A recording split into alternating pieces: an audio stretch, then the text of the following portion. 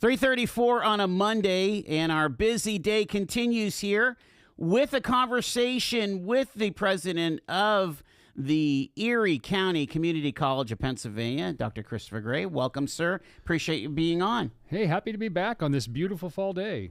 You guys have been doing a lot with construction and things. I want you to dive right in to some of these new alignments and new partnerships that you're working on. Sure. So I think realistically what you're seeing is you're talking about our construction trades non-credit program training. So that's really the promise of the community college. Like we do the same first 2 years of our sister institutions, Gannon, Mercyhurst, Barron, and Edinburgh. But we also do the short-term certificates. Well, then we do these things non-credit. So that's exactly what this is. So Senator Dan Laughlin actually was part of the Whole Homes program in the here in Pennsylvania 3 or 4 years ago. And the essence of that is let's eliminate blight in neighborhoods. Let's make it possible for people to keep their homes in good repair, because we know in good quality neighborhoods there's less crime, there's more wealth, there's more opportunity. It's a better society. Well, so tied along with that program that Senator Laughlin, among others, sponsored, also comes mandated training, right? So the county government is actually the grant recipient of the Whole Homes. But in order to be able to distribute that money to the employers in the area, they have to provide training to people on how to do some of this stuff. And so actually County Executive Davis, it was really honestly his idea. He brought the idea forward and said, hey, the community college should be the partner here. So we got together and said, well, what does that look like? And so really the goal of the training that we do, it's a short term, I think it's 6 or 8 weeks programming. We've got a cohort here starting, the evening cohort starting real soon.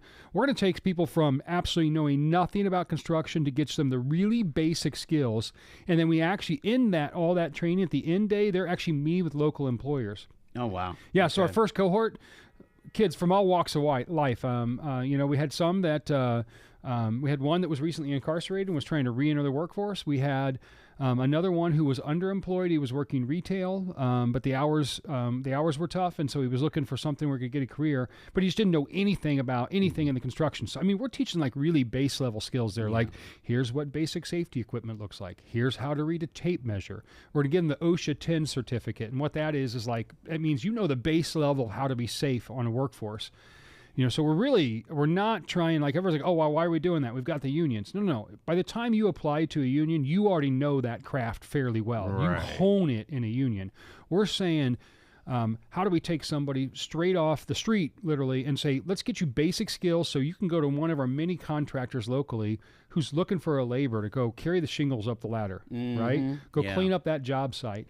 Now, hopefully what we do is we turn that on, we light a fire in them and they get excited about that. Start stacking their skills, right? Yeah. I mean, we're just trying to get them into that industry because that industry is desperate for people. If you've tried to hire a contractor lately, good luck. And the ones that you can't hire, they'll throw you a price. You'll go, whoa, really? Well, because some of them don't really need the work, and so they get to pick what they want. So if you're willing to pay, is this like a parallel lane to what they call as pre-apprenticeships, or is this considered a pre-apprenticeship? So that gets really tricky. So that's a federal government term, apprenticeship and a pre-apprenticeship. A pre-apprenticeship is a very structured, organized. It's actually somebody who's going to head that route. So you already need to have a base level. So this is what I would say a pre-apprenticeship. Okay. Right? Like, I mean, we're getting people in there who literally may have never picked up a hammer in their life. Sure. Right? Wow. And just say, you know what? This job, whatever job I'm working, or the hours, or it's not working for my family, or I want a different opportunity, I want to learn something new. And so we're going to give them just a down and dirty quick course, working with industry professionals, learn a little bit, like learn what, I mean, there's whole programs. You can teach a whole program and laying floors. So out of this, are people like ready to be employed? Is that, I mean, like on a pure entry level basis? Yes, but they don't bring a lot of skill. Like that's straight up. Here's what we hope they do. They've learned the lingo. They understand the culture of what it's like to work in these industries. Yeah. Like here's what it means when you don't show up on time. That bus is going without you.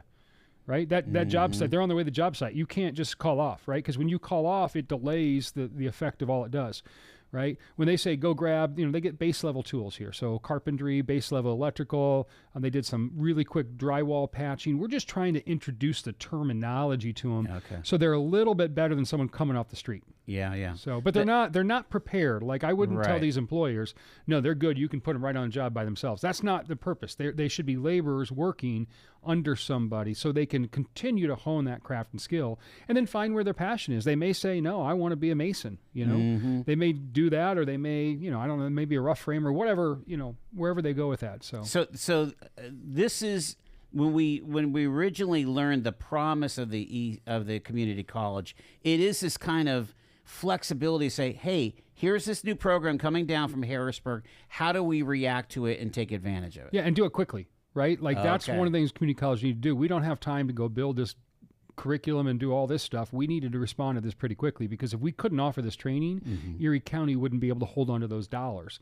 And so it's I wonder what we would have done without the, what do you do if you don't have a community college like this, or that kind of workforce Somebody training? Probably would have stepped up. Some independent for kind of profit model would have came in and said, we can do that for you, which is fine. I mean, that's, that happens. And when there's vacancies, that makes sense. But now we've got it. And what we'll do is we're going to use this kind of gauge interest in that area. If that interest continues, the grant, I believe, is 3 years. So we're 2.5 years left. Yeah. And it's totally free to anybody interested in it. Totally free training. It's covered in the grant.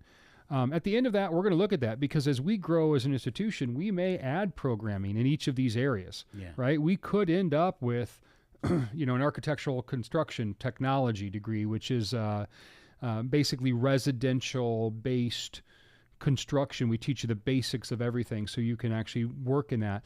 A lot of people go from that, and then they'll go on into the union, the union models, because the union model of education is drastically different than traditional higher ed. That's super interesting. Yeah. What else are you recruiting for? Because I knew you were recruiting for this part. Yeah, we've got so much going on now. So we have our patient care tech programs, which have been full, and so that's your entry level in the healthcare industry, right? So we've graduated 2 cohorts, and we're getting ready to start a 3rd cohort in that. And so those folks are going to make good careers working either in nursing homes or for some of them are working in the hospitals. Do they have any kind of formal letters at the end of their name after this, or do they have to go into, let's say, a practical nurse kind of thing? Or... Yeah, this one's actually a certificate. Okay. And that's really what you need to do for most of these positions. Now, it depends on the institution. There are some hospitals that want you to have a recognized credential, and some just want you to have the training. So it kind of depends. They could, but you're absolutely right. You hit on it. So we're getting ready to launch our practical nurse program here in the next couple of years. We're waiting on, we got to get the lab ready for that. So a lot of our students with CNA, if you might have heard it called CNA, Certified Nursing Assistant, or PCT, Patient Care Tech. Gotcha. Those terms are used interchangeably across America. Right. Essentially, if you've ever been in a hospital, if you've ever been in a nursing home, the person that's in your room all the time asking you, hey, did you get your dinner ordered? Hey, you hit the button. What do you need? Hey, we need to get you bathed. We need to get you up and sitting in your chair. That's what that role really is. So it kind of depends on where, back where I came from. And again, we love our nurses, but it's the techs that are doing 80% of the work there. Yeah, I'll tell you what, having spent the last 4 or 5 years of my life, lost my mom, it's been about a year now, but I spent a lot of time with them, and those techs they were my mom's world. Exactly. Right. They were my mom's friends. They were my mom's keeper. Like it's so critical. And the nurses did phenomenal work as well. Absolutely. But the nurses probably got the whole floor. So they've got 20 rooms. That patient care tech only has 2 or 3 rooms. And so they're your real point of contact. And particularly in the nursing home. I don't know. My mom was in and out of nursing homes near the end of her life. But I mean, funny story for you. So my mom, she had a food restriction, no salt, right? And she was perfectly sharp, just her body was failing her. And so they kept bringing her food, and she knew she couldn't eat it. And my mom was a stubborn woman. Maybe I get a little bit from her. But just slightly, yeah. Anyhow, she knew her food was wrong, and she was mad, and she kept trying to do this. And so she demanded I get the nutritionist in the room. So I get there, and I'm like, all right, Mom, what's going on? Well, then the CNA came in. And everything Mom said, it was a young man. He said, yes, yes, okay, yes, very affirmative. And I said, Mom, he doesn't speak English. That's the fundamental issue here. Right. I said, let's go talk to the nutritionist. Just bring the menu in. Mom, circle what you want. But again, my mom had never dealt with somebody who was a recent implant and didn't understand that when you deal with people who don't get the language, they often just smile and nod because it moves them forward.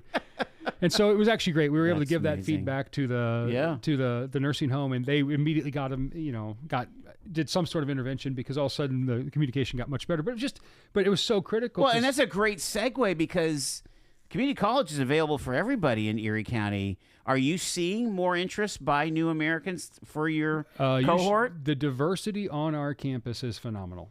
Yeah. I'll just tell you, it speaks to the diversity that we have right here in Erie County. I mean, we've got, not only do we have the geographic representation, I got the farm kids coming over from West County, but I just had a conversation with a board member who's got a new American's coming in from Afghanistan and wants to talk about one of our programs. So she's coming in, and that board member is going to help navigate the American education system, because she knows nothing about that. Yeah. And so, yeah, we see that diversity. I mean, I absolutely love the diversity on campus. Again, average age approaching 30. Right? Slightly more females than males. That's pretty typical. Yeah. Everywhere. They're from everywhere in the county. We see them all walks of life. We're seeing lots of people retooling, retraining. We see, I'll tell you, the biggest change this year, our enrollment's gone through the roof this year. We're at 711 students. Holy mackerel. So that means 1 in every 368 residents of Erie County is right now enrolled at EC3.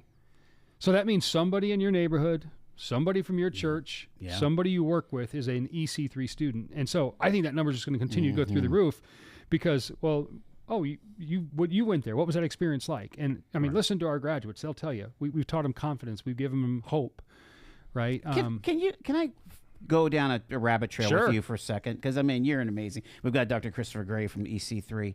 Tell me, what is a typical, and I know there's no such thing as typical, but is there a common thread for a community college student insofar as let's say they graduate at 18 from one of the high schools?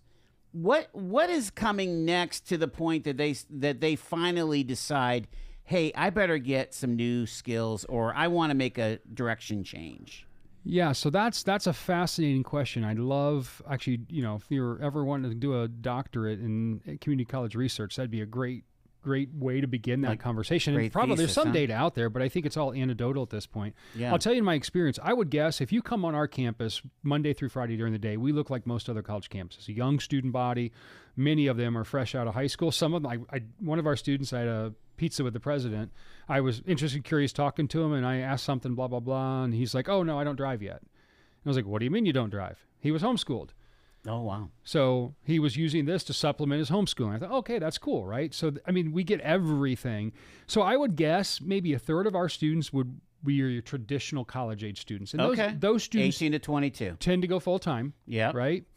And then the rest are all over the place, right? They come from, literally, we had an open house, I don't know, about a month and a half ago, 2 months ago, and I had 2 women came in. One, I would guess, in her 60s, and the other was an adult woman helping her. And the adult woman pulled me aside and said, hey, look, she's really nervous and scared. I'm just here to help her. And so I said, hey, what's going on?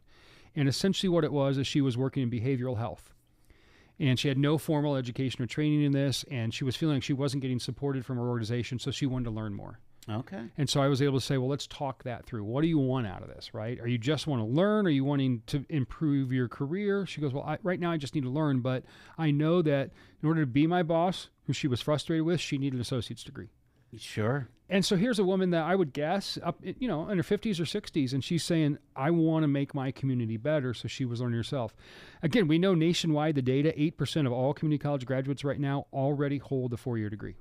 So people come back and retool all the time. Yeah, that's interesting. Check out our welding program, man. Right. That average age, I would guess, is 30s or 40s. A lot of... They're seeing where the dollars can be, and it's a very family sustainable. And it's a short-term focused training. So we're not, on the transfer side of education, I don't want to say you get the runaround, but you got to take all this kind of broad liberal arts type of education, which I think is critical. As an informed society, we need people who can break down arguments, who can look at science, who can critically reason, who can understand the importance of civic engagement. But we also have a lot of people who we just need to get jobs. So they need to support their families. And if at some point in their life that may matter, but let me be honest, when you're living poor, what matters is making your life and your family's life better. We talked about construction trades, again, huge demand. We talked about healthcare, huge demand. What are some of the other centers of excellence that you're seeing at the school? Yeah, so our three biggest programs are still the general education, and those are the students who are going to go on and transfer.